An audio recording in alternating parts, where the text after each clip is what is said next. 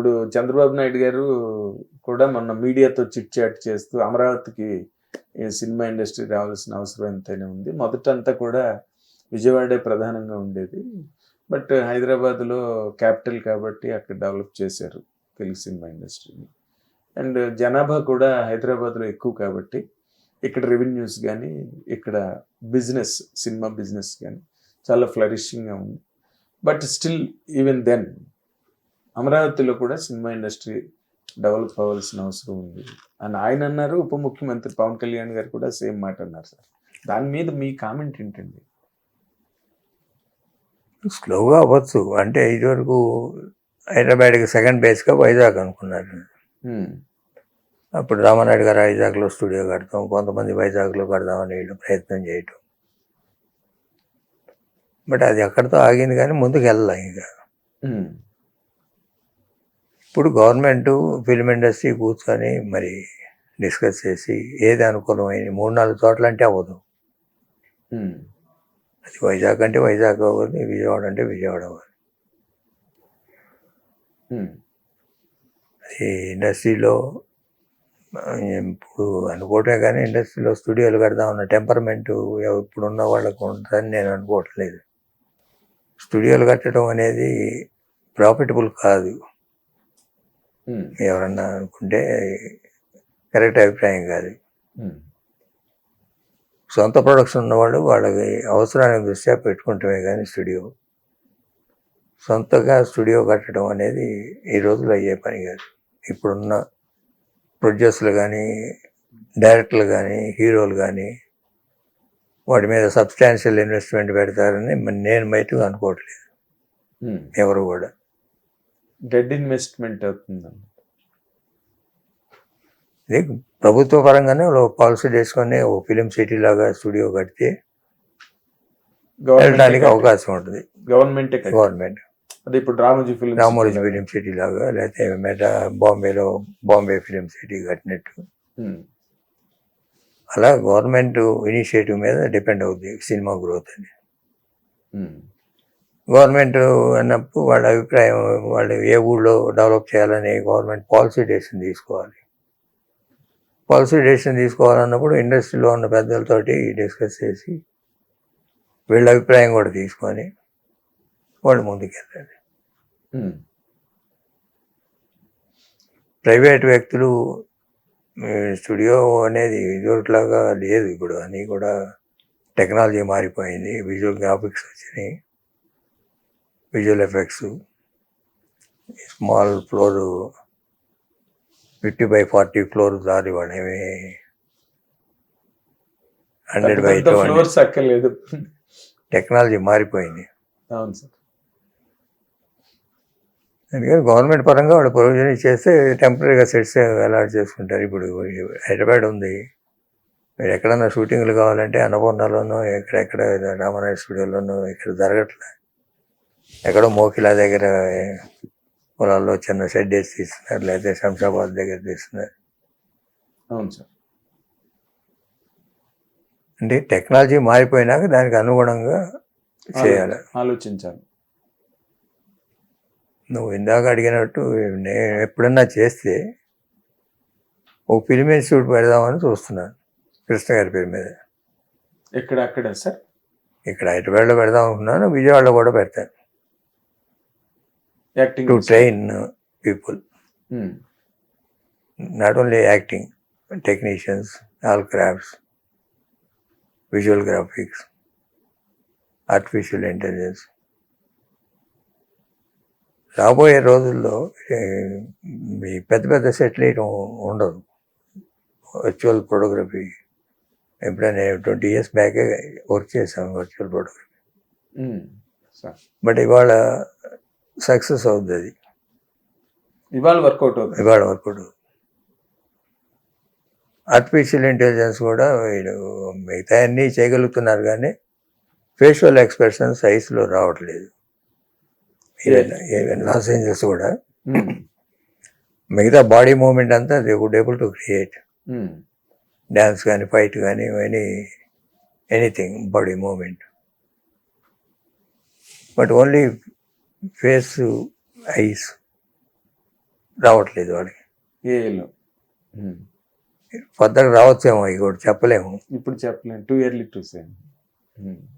But they are using technology, they are using. మనకు కూడా వస్తుంది. డబ్బింగ్ మటుకు బాగా వచ్చేసింది. వాళ్ళు మామూలుగా ఇంగ్లీష్ డబ్బింగ్ చేసినాక through artificial intelligence they will dub in all the languages same voice. అవును. అట్లానే మనిషి కూడా క్రియేషన్ చాలా వరకు చేశారు, except face and eyes. Expression, human expression is different, artificial intelligence is different. But ఇది కూడా చేస్తాము అని చెప్తున్నాను. నేను 2 years బ్యాక్ లాస్ ఏంజల్స్ వచ్చినప్పుడు స్టడీ చేసి వచ్చాను ఇవన్నీ. బట్ చేయొచ్చేమో నా 2 yearsలో. లేకపోయినా it will dominate media line. Dominate చేస్తుంది. అదే ఈ సిచ్యువేషన్లో స్టూడియోల నిర్మాణం కానీ లేకపోతే ఇవన్నీ ఏపీకి సంబంధించినంత వరకు వైట్ ఎలిఫెంట్ వ్యవహారం ఇప్పుడు ఎవరు చేయలేరు అండి.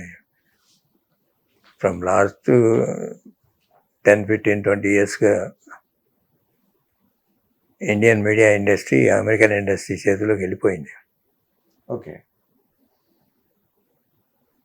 వాళ్ళ అడ్వైజు, వాళ్ళ డబ్బులు, వాళ్ళ సహకారం లేనిది ఇండియన్ ఫిలిం ప్రొడ్యూసర్ సినిమా తీసే పరిస్థితులు లేడు. నువ్వు అనుకున్న ఇందాక నువ్వు చెప్పే పెద్ద సినిమాలన్నీ కూడా ఓటీటీ అమ్మితే తప్ప వాళ్ళు సినిమా తీయలేరు. ఓటీటీలు అన్నీ ఎవరి చేతిలో ఉన్నాయి? డబ్బు ఇచ్చే ఓటీటీలు అన్నీ అమెరికన్ ఫిల్మ్ ఇండస్ట్రీ చేతిలో.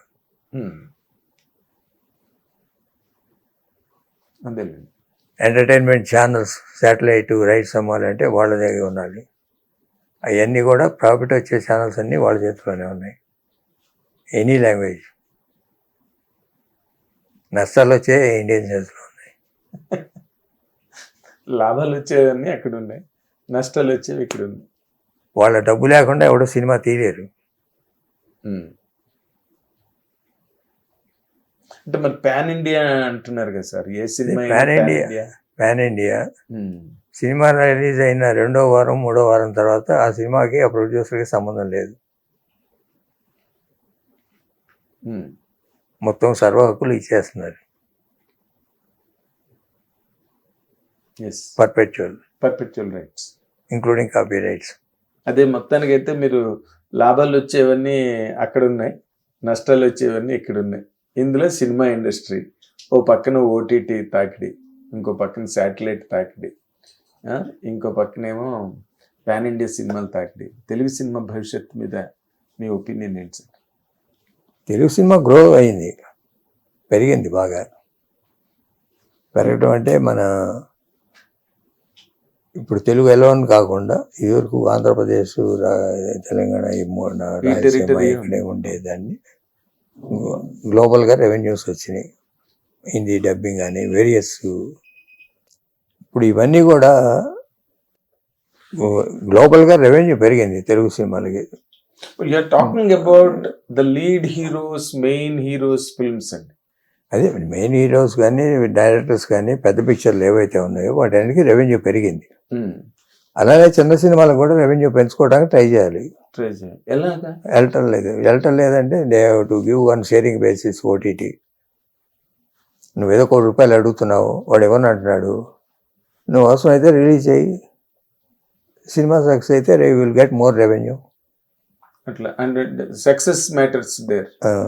వాడు ₹1 ఇవ్వట్లేదు, 10 లక్షలకైనా తీసుకో అనే మాట వస్తుంది చిన్న సినిమాలు. అది రాకూడదు. మన సినిమా మీద, మన ప్రోడక్ట్ మీద మనం నమ్మకండి రిలీజ్ చేసుకోవాలి. మీ టైమ్స్లో లాగా అంతేనా? అంతే. అంటే పెద్ద సినిమాలు కూడా పెద్ద ప్రొడ్యూసర్లు అందరూ కూడా మొత్తం కాపీ రైట్లు ఇచ్చేస్తున్నారు అమెరికన్ కంపెనీస్కి. అది కరెక్ట్ కాదు. They have to enjoy the fruits. అది జరగట్లే. Yes. హిట్ టీవీ యాప్ ఇందులో short news, live news, entertainment shows, movies, digital magazines తో పాటు మీ జిల్లా వార్తలను కూడా ఫ్రీగా చూడొచ్చు. ఇంకెందుకు ఆలస్యం, వెంటనే హిట్ టీవీ యాప్ ని డౌన్లోడ్ చేసుకుని ఫ్రీగా ఎంటర్టైన్మెంట్ పొందండి. Hit TV app. Hit TV app.